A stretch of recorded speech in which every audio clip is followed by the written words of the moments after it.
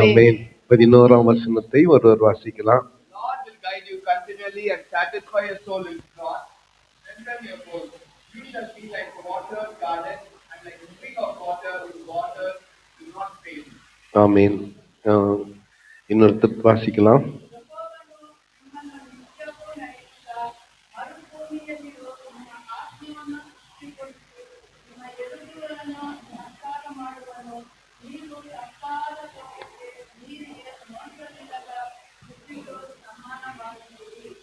ஆமென். தமிழ்ல கர்த்தர் நித்தமும் உன்னை நடத்தி மகா வறட்சியான காலங்களில் உன் ஆத்துமாவை திருப்தியாக்கி உன் எலும்புகளை நினமுள்ளதாக்குவார். நீர் பாய்ச்சலான தோட்டத்தை போலவும் வற்றாத நீரூற்றை போலவும் இருப்பாய். எல்லாம் சேர்ந்து ஒரு முறை வாசித்துடலாம். கர்த்தர் நித்தமும் உன்னை நடத்தி மகா வறட்சியான காலங்களில் உன் ஆத்துமாவை திருப்தியாக்கி உன் எலும்புகளை நினமுள்ளதாக்குவார். நீர் பாய்ச்சலான தோட்டத்தை போலவும் வற்றாத நீரூற்றை போலவும் இருப்பாய். ஆமென். இந்த ஏப்ரல் மாதம் இந்த வசனத்தின்படி, வாக்கு தத்தத்தின்படி கர்த்தர் நம்முடைய ஒவ்வொரு குடும்பத்தையும் நடத்துவாராக. நம்ம எல்லாரையும் நடத்துவாராக. தினந்தோறும் நித்தமும் காலையும் மாலையும் நடுநிசையிலும் இரவிலே தூங்கும் பொழுதும் பகலிலே நாம் நம்முடைய பணிகளை செய்து கொண்டிருக்கும் பொழுதும் எல்லா நேரத்திலும் தினந்தோறும், நித்தமும் என்ற வார்த்தை டெய்லியும் எடுத்துக்கலாம். எவ்ரி மொமெண்ட், ஒவ்வொரு இமைப்பொழுதும் உன்னை நடத்தி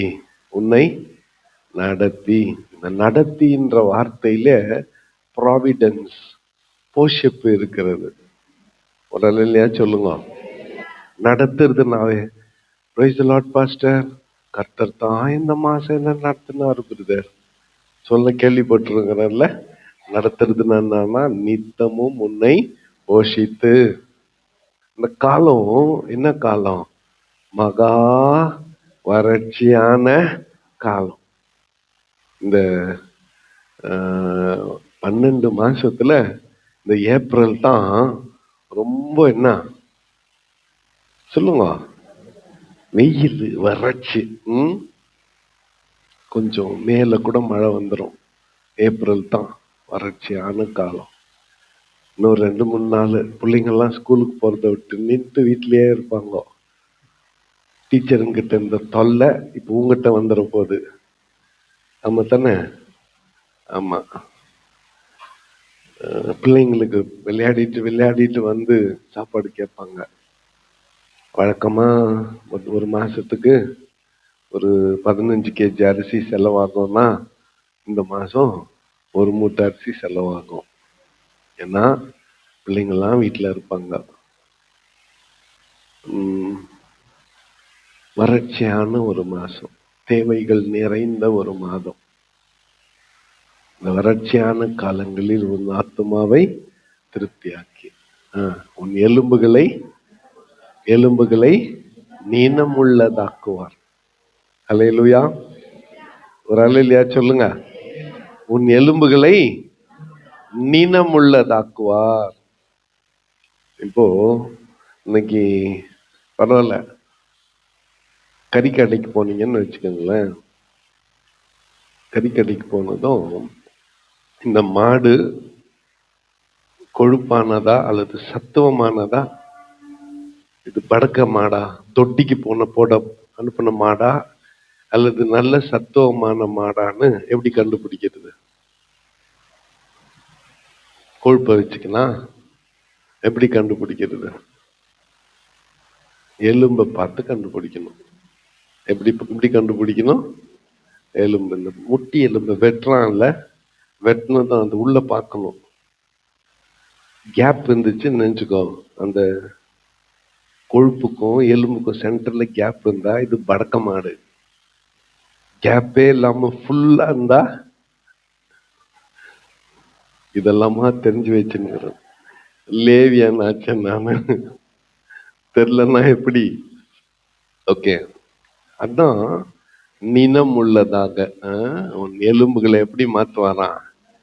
சீக்கு கோழி மாதிரி இல்ல, உன்னை சிக்காயிட்ட நோய் கோழி மாதிரி இல்ல. கர்த்தர் இந்த மாசம் நடத்த போறது ஹெல்த்தியா உன்னை நடத்த போகிறார்.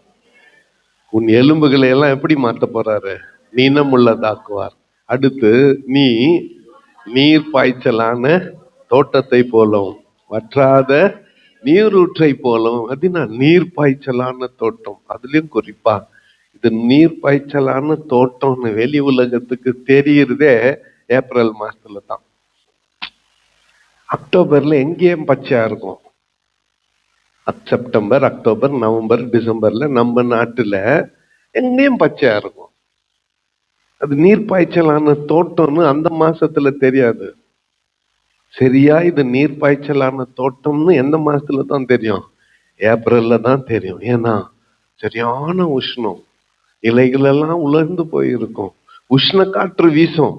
எங்கன்னா மரத்து நிழல் கிடைக்காதா? நம்ம பிரியாணியை விட விரும்புறது நிழல். அது எந்த மாசம்? இந்த மாசம் தான். நல்ல வயிறு நிறைய சாப்பிடுறதோட கஞ்சி, தயிர் கஞ்சி போதும், கூழ் போதும் அப்படின்ற மாசம் இந்த மாசம் தான். ஆமா, நீர் பாய்ச்சலான தோட்டத்தை போலவும் வற்றாத நீரூற்றை போல இருப்பாய். சும்மா இருக்க முடியுமா? இந்த ஆசீர்வாதங்களை ரோட்ல போறவங்களுக்கெல்லாம் ஆண்டவர் கொடுத்துருவாரா? இல்ல. இது நிபந்தனைக்குட்பட்ட ஒரு ஆசீர்வாதம். என்ன அந்த நிபந்தனை? இங்க 3 பேரு வரும், கொஞ்சம் கவனிங்க. என்ன? ஒண்ணு ஆண்டவர், இந்த வார்த்தைகளை சொல்லுகிறவர். 2வது சொன்ன தீர்க்கதரிசி. வசனத்தை வாசிக்கலாம். அடக்கி கொள்ளாதே, எக்காலத்தை போல உன் சத்தத்தை உயர்த்தி என் ஜனத்துக்கு அவர்கள் மீறுதலையும் யாக்கோபின் வம்சத்தாருக்கு அவர்கள் பாவங்களையும் தெரிவி. அப்ப வசனத்துல சத்தமிட்டு கூப்பிடு, அடக்கி கொள்ளாத அப்படின்னு யாரை பார்த்து சொல்றாருன்னா தீர்க்கதரிசியை பார்த்து சொல்றாரு. கரெக்டா? ஊழியக்காரனை பார்த்து சொல்றாரு. சத்தமிட்டு கூப்பிடு, அடக்கி கொள்ளாத, எக்காலத்தை போல சத்தமா சொல்லு, எல்லார் காதிலும் விழும்படி சொல்லு, என் ஜனத்திற்கு அவர்கள் மீறுதல்களை, அவர்களுடைய யாக்கோபின் வம்சத்தாருக்கு அவர்கள் பாவங்களை தெரிவி.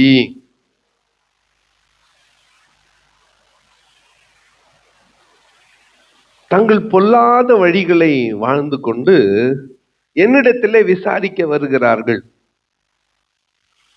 அந்த விசாரிப்புல ஜெபம் பண்ண வராங்க. அவங்க மாற மாட்டேன்றாங்க, ஆனா ஜெபம் பண்ண வராங்க, உபவாசம் எடுக்க வராங்க, காலை ஜெபத்துக்கு வராங்க, வீட்டுக்கிட்ட போய் சண்டை போடுறாங்க. அடுத்த நாள் காலையில திரும்பி 5 மணிக்கெல்லாம் ஏஞ்சி ரெடி ஆயிட்டு வராங்க, வீட்டுல போய் வெளியும் சண்டை வாங்குறாங்க. இதுக்கு அதுக்கு என்ன இல்ல? மேட்ச் இல்ல. நீ காலையில வந்து ஜெபம் பண்ணாலும் பிரயோஜனம் இல்லை, ஃபர்ஸ்ட் சண்டையை நிறுத்துன்றாரு. சோத்தலாண்டு வேற யாருக்கோ தெரியல சொல்றாரு. எனக்கே கூட இருக்கும். ஃபர்ஸ்ட் என்னத்தை நிறுத்து? சண்டையை நிறுத்து, உன் பொறாமையை நிறுத்து, உன் கோபத்தை நிறுத்து, புரியுதா? உன் கசப்பை நிறுத்து, உன்னுடைய சூழ்நிலைய ஸ்டாப் பண்ணு. என்கிட்ட வந்து விசாரிக்கிறது அப்புறம் இருக்கட்டும். நாங்க உபவாசம் எடுத்தோமா ஆண்டவர்கிட்ட? நாங்க உபவாசம் எடுத்தா கூட கேட்க மாட்டேன்றியே, நாங்க ஜெபம் பண்ணா கூட கேட்க மாட்டேன்றியேன்னு என்ன விசாரிக்கிறீங்க? உங்க ஜெபம் அப்படி இருக்கட்டும். ஃபர்ஸ்ட் எதுக்காக உபவாசிக்கிறீங்க? நீங்க எதுக்காக உபவாசிக்கிறோம்? வழக்குக்கும் வாதுக்கும். எதுக்கு? இப்போ அக்ஷயா வந்து எங்க பக்கத்து வீடு இல்லையா, நான் என்ன பண்ணேன் பார்த்துனே வந்து அவங்க வீட்டுல யாரும் இல்லைன்னு என் குப்பையை பெருக்கி அக்ஷயா வீட்டுக்கிட்ட தள்ளிட்டேன். தூங்கி எஞ்சி அக்ஷயா வந்துச்சு, வெளியே நின்று கத்துது, யாருன்னு தெரியலையே, எங்க இருக்கிற குப்பையோ எடுத்துன்னு வந்து எங்க தள்ளிட்டுக்கிறாங்க, எங்க வீட்டுக்கிட்ட தள்ளிட்டுக்கிறாங்களே. அது அதங்க அது திட்டுது. உடனே நான் போய் நீ என்னத்தான் சொன்ன அப்படின்னு வெளியின் சண்டைக்கு போறது. பெருக்கி தள்ளினது நான் தான், ஆனா என்னன்னு சொல்றது?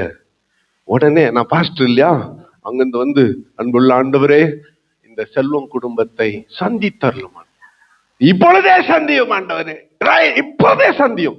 அந்த அக்ஷயாக்கு கை வரக்கூடாது. ஒரு கால் மேல இருந்து ஆண்டவர் பார்த்துருந்தார், ஃபர்ஸ்ட் உனக்கு கை வராது. இவ்வளவுக்கும் காரணம் நீதான். பெருக்கி தள்ளிட்டு நியாயத்தை கேட்டா என்கிட்ட வந்து வழக்குக்கும் வாதுக்கும் என்ன பண்ணுகிற? வழக்குக்கும் வாதுக்கும் துஷ்டதனத்தையுடைய கையினால் குத்துகிறதற்கும் உங்கள் கூக்குரலை உயரத்திலே கேட்க பண்ணும்படியாய் இந்நாளில் உபவாசிக்கிறது போல. இதுல வேற இன்னொன்னு, உபவாசம் எடுக்கும்போது குளிக்கிறது இல்ல, ஷேவ் பண்றது இல்ல, அப்படியே மூஞ்சில முகம் கழுவுறது இல்ல, பர்தாபம் வேஷம். அதுலயும் இந்த பரிசுத்த வேஷம் உனக்கு தெரியுமா? எங்களுது பாஸ்டருங்களுது உபாசமாகிறார். ஐயா உபாசமாகிறார். எல்லாம் விசுவாசிங்கெல்லாம் நடுங்கணும். பாஸ்டர் உபாசமாகிறார், வாயை திறந்து சபிச்சாருன்னா அவ்வளவுதான்.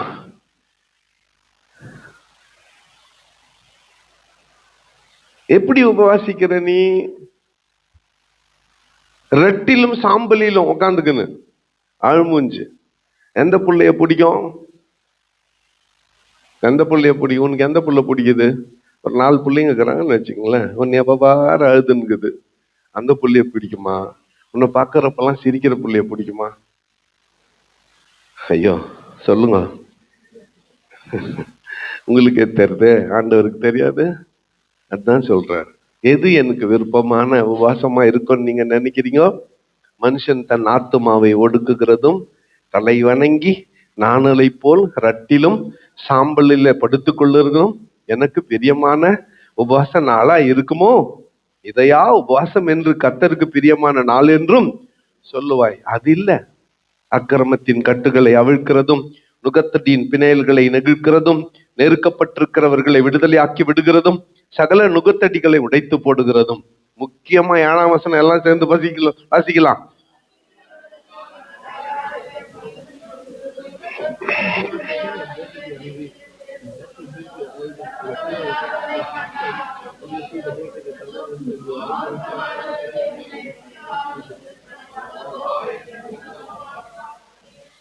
பசி உள்ளவனுக்கு உன் ஆகாரத்தை பகிர்ந்து கொடுக்கிறதும் துருத்துண்ட சிறுமையானவர்களை வீட்டிலே சேர்த்து கொள்ளுகிறதும் வஸ்திரம் இல்லாதவனை கண்டால் அவனுக்கு வஸ்திரம் கொடுக்கிறதும் உன் மாம்சமானவனுக்கு உன்னை ஒழிக்காமலும் இருக்கதும் அல்லவோ எனக்கு விருப்பமான சாம்பலை கொட்டிக்கின்னு மூஞ்ச தூக்கி வச்சுக்கின்னு முகம் கழுவாம மூளையில உக்கான்னு ஓன்னு அழுதுன்னுக்கிறது இல்லை எனக்கு இஷ்டமான உபவாசம்.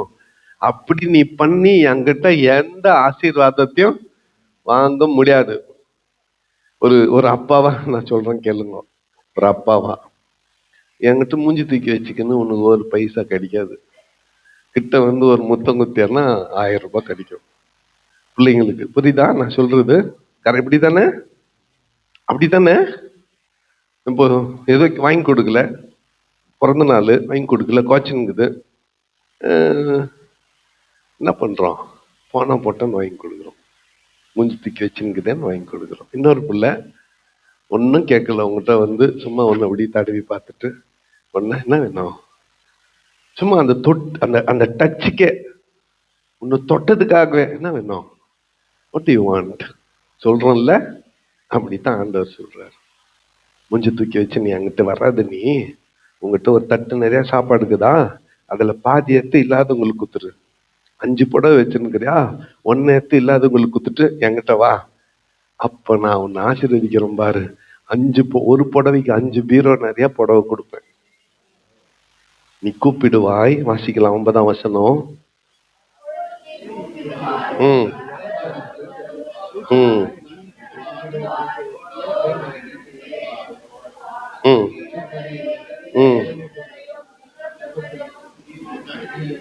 இது ரொம்ப முக்கியம். அது நான் நுகத்தடியையும் விரல் நீட்டுதலையும் நிபச்சொல்லையும் உன் நடுவிலிருந்து நீக்கி விடுவார். அடுத்து 10ஆம் வசனம் கடைசியா ஒரு முறை. பசி உள்ளவனுக்கு உன் ஆத்துமாவை சாய்த்து சிறுமைப்பட்டவனுக்கு உன் ஆத்துமாவை திருப்தியாக்கினால் அப்பொழுது இருளில் உன் வெளிச்சம் உதித்து உன் அந்தகாரம் மத்தியானத்தை போலாகும். பசி உள்ளவனுக்கு என்ன கொடு?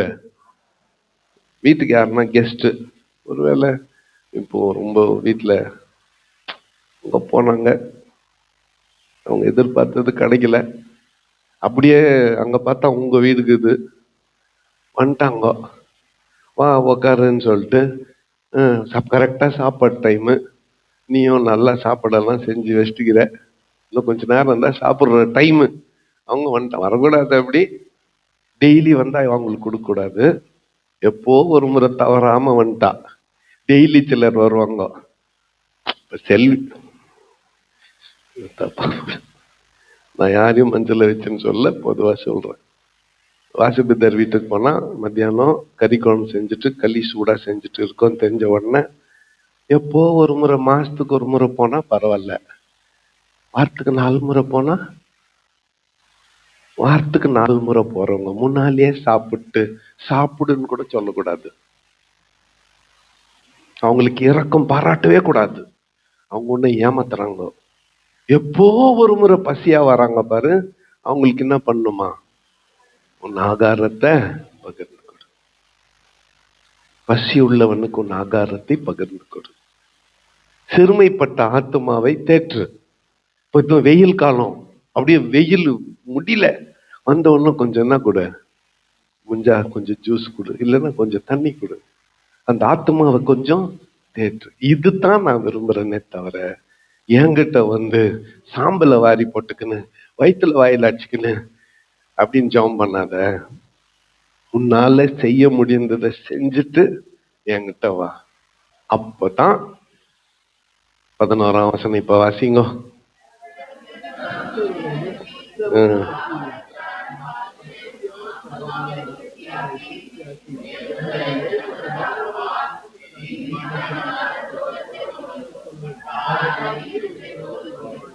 ஆமென். நம்ம என்ன பண்றது, இந்த வசனத்தை அந்த கான்டெக்ட்ல இருந்து வெளியே எடுத்துட்டு இப்படி சொல்லிக்கிறியே, நித்தமும் உன்னை நடத்துவேன்னு சொல்லிக்கிறியே, வறட்சியான காலத்தில் ஆத்மாவை திருப்தி ஆக்குவேன்னு சொல்லிக்கிறியே, உன் எலும்புகளை நினமுள்ள தாக்குவேன்னு சொல்லிக்கிறியே, நீர் பாய்ச்சலான தோட்டத்தை போல இருப்பாயின்னு சொல்லிக்கிறியே, அதன்படி என்னை ஆசீர்வதி ஆண்டவரேன்னு ஜெபம் பண்ணா மேல இருந்து என்ன சொல்றாரு? 10ஆம் வசனத்தை படிச்சுட்டு வாயாங்கட்டன்றாரு. புரிஞ்சுச்சா? முழு அதிகாரத்தை என்கிட்ட படிச்சுட்டு வான்னு சொல்றாரு. வாக்குத்தத்தங்கள் வெறும் வெளியில எடுத்து அந்த ஒரு வசனத்தை தியானிக்கிறது இல்ல, அந்த முழு அதிகாரத்தை படிச்சா அங்க இருக்கிற கருத்து என்ன? ஏழை எளிய மக்களுக்கு உதவி செய், உன்னால முடிஞ்சதை செய், சாப்பாடு. இது யாரும் சொல்ல முடியாது. சொத்துல பாதி கொடுன்னா நான் கூட கொடுக்க மாட்டேன். ஆனா சாப்பாட்டுல ஒரு தட்டுல பாதியை என்ன பண்ணலாம்? யாரும் யாரோடும் பகிர்ந்து கொள்ளலாம். இதுக்கு நீ பணக்காரனா இருக்க வேண்டிய அவசியம் இல்லை. உன் தட்டுல இருக்கிற சாப்பாட பாதிய பகிர்ந்து கொடுக்கிறதுக்கு மனுஷனாண்டா போதும். அதை செய்ய ஆண்டவர் சொல்றார். ஒரு டம்ளர் தண்ணி ஒருத்தருக்கு கொடுக்கறதுக்கு நீ பெரிய கோட்டீஸ்வரியா இருக்க வேண்டிய அவசியம் இல்லை, லட்சாதிபதியா இருக்க வேண்டிய அவசியம், பிச்சாதிபதியா இருந்தா கூட பரவாயில்ல, தண்ணியை கொடுக்கணும்ன்ற மனசு உனக்கு வேண்டும். அதை பெற்றுக்கோன்னு ஆண்டவர் சொல்றார். ஆகவே இப்படி நீ நடந்தால், இப்படி நீ செய்தால், கர்த்தர் நித்தமும் உன்னை நடத்தி மகா வறட்சியான காலங்களில் உன் ஆத்துமாவை திருப்தியாக்கி உன் எலும்புகளை நினமுள்ளதாக்குவார். நீ எப்படி இருப்பாய்? நீர் பாய்ச்சலான தோட்டத்தை போலவும் வற்றாத நீரூற்றை போலவும்.